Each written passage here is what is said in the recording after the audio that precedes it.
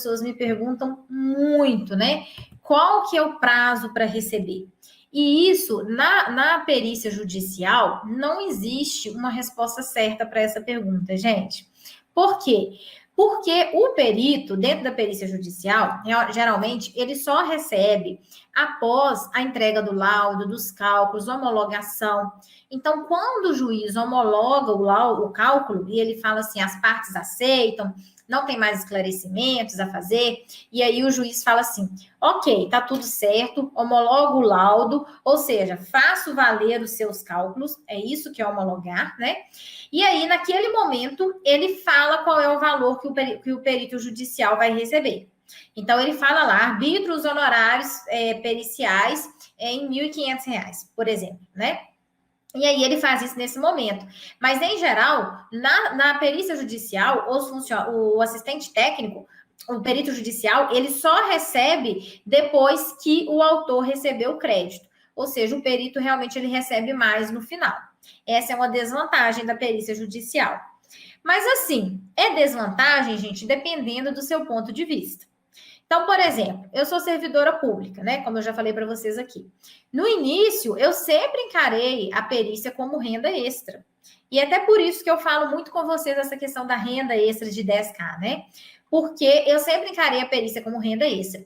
Então, para mim, na época, não tinha problema eu aguardar um pouco para eu poder receber.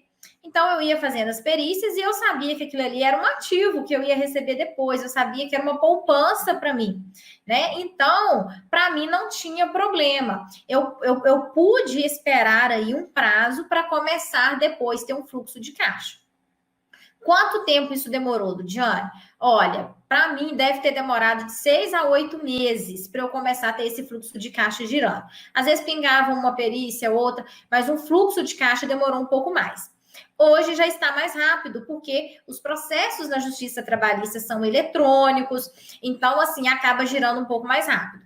Mas é difícil a gente precificar um prazo. Então, tem cálculos que eu recebo com 4 meses, depois que eu recebi a nomeação e entreguei o laudo, e tem cálculos que eu demoro mais, que eu tenho cálculos aí que eu já recebi com 1 ano e pouco, 2 anos, entendeu? Então, esse é um ponto que precisa ser avaliado, que precisa ser levado em consideração. Né? Qual é a sua situação? Você pode aguardar ou você não pode aguardar? E aí entra a questão da assistência técnica. Por quê? A assistência técnica, gente, você cobra de forma à vista do cliente. Essa semana, por exemplo, eu recebi 2 perícias. Eu recebi, hoje é terça-feira, né? Essa semana não, foi semana passada, gente, que hoje é terça. Foi quarta e sexta-feira. Eu recebi 2 depósitos. Um da perícia judicial. Esse da perícia judicial, gente, eu te entregue o cálculo há uns 5 meses atrás. E esse da assistência técnica, eu entreguei semana passada. Então, a assistência técnica, em geral, a negociação é à vista com o cliente.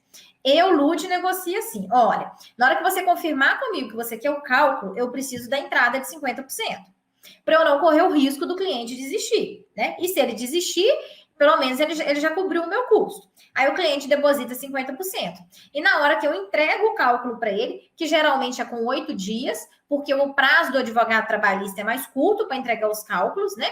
Então, em geral, com 8 dias, ele me paga os outros 50%.